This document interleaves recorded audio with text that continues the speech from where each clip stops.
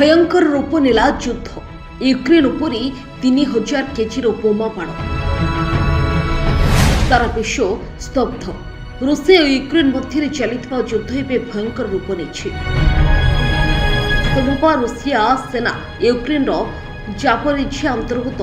ओरिखव सहर उपरी 3000 केजी ओजन शक्तिशाली FAP-3000 ग्लाइड बोमा बाण कर सुखोई Su-34 युद्ध विमान निक्षेप कर बोमारे विशेष ग्लाइड किट व्यवहार कर युद्धर यह 50 ରୁ 60 किलोमीटर दूर शत्रु पक्षर ठिकणा को ध्वंस कर सांघातिक आक्रमण मुकाबला यूक्रेन एवं अन्य 9टी यूरोपीय देश मिसी एक नूतन मिलित वायु प्रतिरक्षा मेंट गठन कर जहाँ शस्तारे बालिस्टिक मिसाइल प्रतिरोधक व्यवस्था प्रस्तुत कर रिपोर्ट जर्नलिस्ट